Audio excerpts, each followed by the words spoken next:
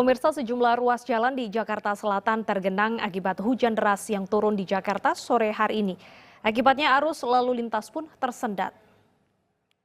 Jalur cepat Jalan HR Rasuna Said Kuningan Jakarta Selatan digenangi air setinggi 30 hingga 50 cm akibat hujan deras yang turun sore ini. Arus lalu lintas tersendat terutama di jalur cepat menuju ke arah Menteng. Kendaraan yang melaju pun harus berada di lajur kanan agar tidak terendam genangan. Hujan deras, air naik, terus dia banjir. Tapi nggak lama sih dia akan surut kembali. Karena dibantu penyedotan oleh ini kan proyek, ada proyek itu. Kendalanya sih dari Jakarta pengeboran ini kan, jadi airnya mampet, nanti dia cepat kembali lagi. Selain ruas HR Rasuna Said, kawasan Jalan Sultan Iskandar Muda, Kebayoran Lama, Jakarta Selatan juga terendam banjir. Akibatnya banyak roda dua yang mogok terkena dampak genangan air di kawasan tersebut. Adanya banjir di kawasan ini juga dikarenakan daya tampung air di saluran tidak cukup menampung air.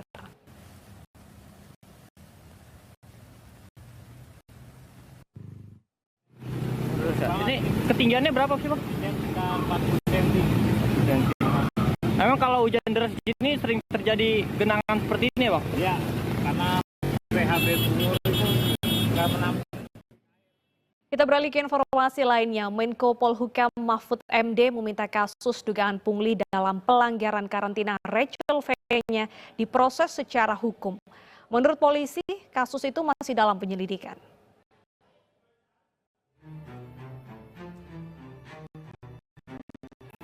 Kasus Rachel V-nya kabur dari karantina memasuki babak baru. Polda Metro Jaya menyatakan telah mengusut dugaan pungli dalam kasus pelanggaran karantina yang melibatkan Rachel V-nya.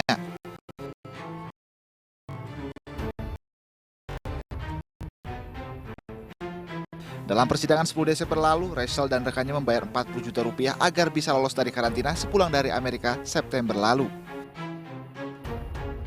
Sebelumnya Menko Politik Hukum dan Keamanan Mahfud MD menyebut setoran 40 juta rupiah yang dibayarkan oleh Rachel V-nya masuk dalam kategori pungli. Ia pun meminta agar persoalan ini bisa diproses secara hukum. Baru saja kita mendengar seorang artis lari, tidak ikut karantina, ditangkap oleh polisi, di pengadilan terbukti dia membayar 40 juta kepada petugas. Petugas ini pegawai swasta, tetapi nyetornya ke seorang ASN. Nah, itu pungli. Kasus kaburnya Rachel V-nya dari karantina Wisma Atlet menjadi sorotan publik. Warganet mencibir keputusan Pengadilan Negeri Tangerang yang memvonis ringan Rachel hanya karena bersikap sopan selama menjalani proses hukum. Dalam kasus karantina kesehatan ini, Rachel divonis 4 bulan dengan masa percobaan 8 bulan dan denda 50 juta rupiah.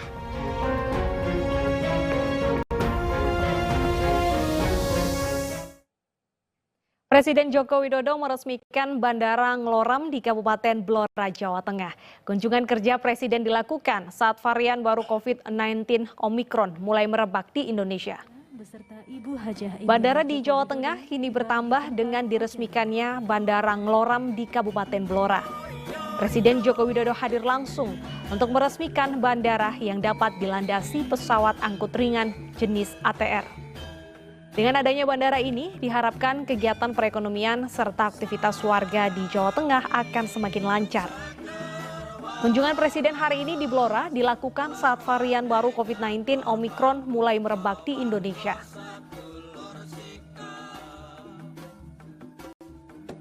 Lewat Bandara Ngloram ini, dan kita harapkan aktivitas ekonomi menjadi semakin baik, investasi akan masuk ke Cepu, Bojonegoro semakin banyak, distribusi barang dari daerah ke daerah, dari provinsi ke provinsi juga akan semakin meningkat. Jaringan pipa gas rumah tangga di Sidoarjo, Jawa Timur mengalami kebocoran. Warga sempat panik karena khawatir timbul ledakan dan kebakaran.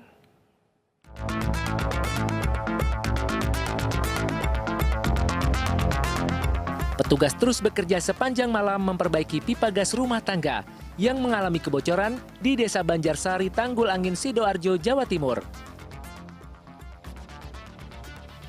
Kebocoran pipa gas rumah tangga diduga disebabkan aktivitas pembangunan jalan dengan menggunakan alat berat. Pipa penyalur gas diduga milik Lapindo Brantas ini berada di area padat penduduk. Warga pun sempat panik karena menimbulkan bau tak sedap dan dikhawatirkan mengakibatkan ledakan serta kebakaran. Setelah 5 jam diperbaiki, petugas akhirnya berhasil menambal jaringan pipa dan sudah bisa digunakan kembali. Itu perbaikannya langsung dilakukan oleh pihak terkait atau Petagas dari pihak yang berwenang, itu Petagas. Itu miliknya grup Lapindo atau? Yang punya baja itu Lapindo, tapi yang punya material Petagas.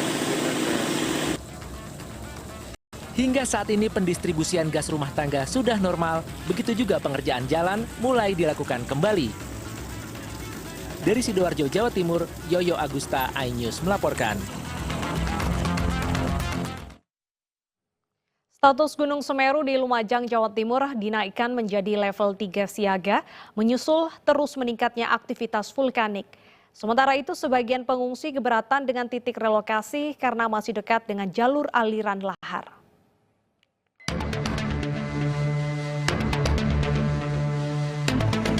Status Gunung Semeru di Lumajang, Jawa Timur dinaikkan menjadi level 3 siaga. Sejak Kamis kemarin sudah terjadi 3 kali awan panas guguran dengan jarak luncur 4,5 km ke arah Curah Kobokan. Naiknya status level 3 siaga ini juga atas pertimbangan adanya potensi awan panas guguran yang endapannya mencapai 2 km dari puncak Gunung Semeru. Kamera termal juga ditambah di sejumlah titik pos pengamatan Gunung Semeru sebagai early warning system. Sementara itu, sebagian warga keberatan dengan titik relokasi yang ditentukan pemerintah lantaran warga menilai masih terlalu dekat dengan jalur aliran lahar Gunung Semeru yang masih menyisakan rasa trauma. Sebenarnya ya mau, cuman kan ini teman-teman semua masih masalah relokasi itu yang sekarang udah di Sumber Mujur itu sebenarnya saudara-saudara itu nggak mau, pengennya di Penanggal. Kenapa Pak? Penanggal sini. Karena di sana juga kan terlalu mepet juga. Masih trauma? Iya, masih trauma di situ. Pemerintah Kabupaten Lumajang sebelumnya telah menyiapkan 2 titik relokasi, yakni di Desa Sumber Mujur, Kecamatan Candipuro, dan Desa Oro-Oro, Ombo, Kecamatan Pronojiwo. Dari data posko pengungsian Desa Penanggal saat ini jumlah pengungsi mencapai 10.565 jiwa yang tersebar di beberapa titik pengungsian terpusat. Sementara di posko pengungsian Desa Penanggal terdapat 228 jiwa. Tim Liputan iNews melaporkan.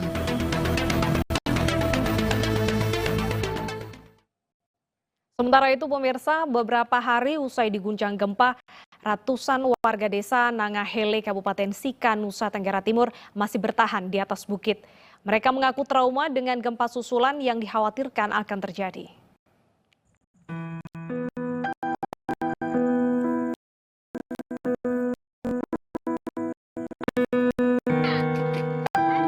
Ratusan warga di Desa Nanggahele, Kecamatan Talibura, Kabupaten Sika, Nusa Tenggara Timur, hingga kini masih bertahan di tenda-tenda pengungsian yang terbuat dari terpal di kebun warga yang berada di atas bukit.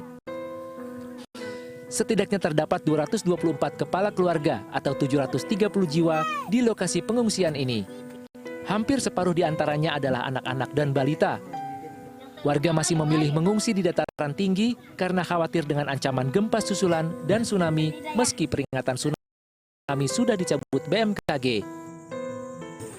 Pengaruh kita waktu 92 itu kan kita masih trauma, makanya kita mengungsi di sini. Turun ke bawah sampai ke rumah cuma mandi saja, ganti baju baru naik kembali ke atas, mengungsi kembali ke gunung. Selain kondisi pengungsian yang memprihatinkan, warga juga belum mendapat bantuan dari pemerintah setempat. Untuk memenuhi kebutuhan makan sehari-hari, warga mengambil persediaan bahan makanan dari rumah masing-masing serta membangun tempat masak seadanya. Kemudian pemenuhannya sementara belum, hanya karena memang kondisi seperti bahan apa semua mereka seperti beras apa itu mereka bawa dari rumah masing-masing. Karena ini kita tahu bersama ini masalah kepanikannya saja seperti itu. Berdasarkan data desa setempat dari total 1.127 kepala keluarga, baru terdata 224 kepala keluarga. Dari Sika, Nusa Tenggara Timur, Joni Nura, iNews melaporkan. Gelap mata diputus cinta, seorang pemuda di Probolinggo, Jawa Timur nekat memanjat sebuah menara telekomunikasi. Upaya polisi membujuk pemuda itu baru membuahkan hasil setelah pujaan hati datang membujuk dengan kata-kata cinta.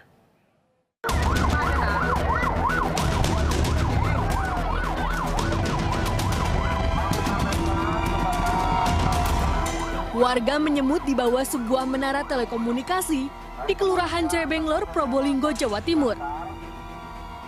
Kehadiran warga dan petugas ini untuk membujuk seorang pria yang sedang kalut karena diputus cinta. Namun tak mudah membujuk pria berinisial A mengurungkan niatnya. Maka untuk meluluhkan hatinya, petugas mendatangkan sang pujaan hati.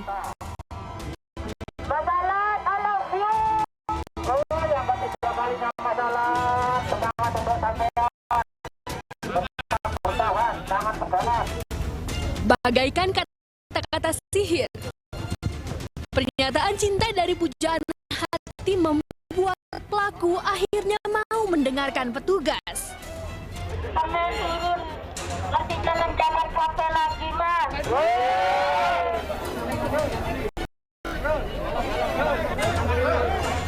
Bekerja sama dengan BPBD setempat, polisi akhirnya berhasil menurunkan A, meski kondisinya sudah lemas karena dehidrasi. Komunikasi dengan keluarganya, tadi kita dapatkan keluarganya sekaligus juga dari rekan wanitanya atau pacarnya yang bersangkutan mau turun. Akan tetapi kelihatan kondisi memang sudah tidak memungkinkan, sudah lemas. Kami minta bantuan juga dari BPBD, bersama-sama dengan BPBD di sini. Alhamdulillah rekan-rekan BPBD bersama-sama bantu evakuasi dari korban. Dukungan warga, keluarga, dan pujaan hati membuat pemuda berusia 21 tahun ini akhirnya dilarikan ke rumah sakit dengan kondisi selamat.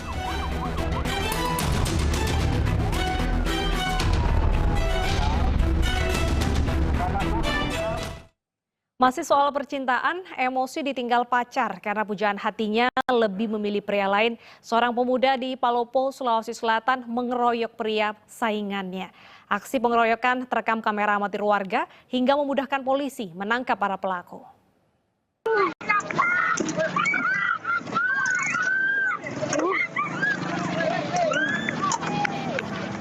Video pengeroyokan yang dilakukan sekelompok pemuda di Jalan Lingkar Palopo, Sulawesi Selatan ini dijadikan polisi sebagai petunjuk dalam mengungkap aksi kekerasan. Para pelaku menyerang korban dengan helm dan potongan kayu. Beruntung korban tidak mengalami luka serius karena dilindungi teman-temannya. Polisi yang menerima laporan langsung menangkap para pelaku di tempat persembunyian. Dari 4 pelaku, 1 diantaranya menyerahkan diri ke Mapolsek Wara. Aksi pengeroyokan ini diduga dipicu kemarahan salah seorang pelaku karena ditinggalkan pacar yang memilih korban. Mereka menyukai salah satu perempuan yang diduga pelaku tidak menerima sehingga melakukan penganiayaan secara bersama-sama. Dan hal tersebut kami dapatkan melalui media sosial yang sempat viral sehingga kami mengambil langkah tegas. Polisi memeriksa peran masing-masing pelaku dalam aksi pengeroyokan. Keempatnya dijerat pasal pengeroyokan dengan ancaman 5 tahun penjara.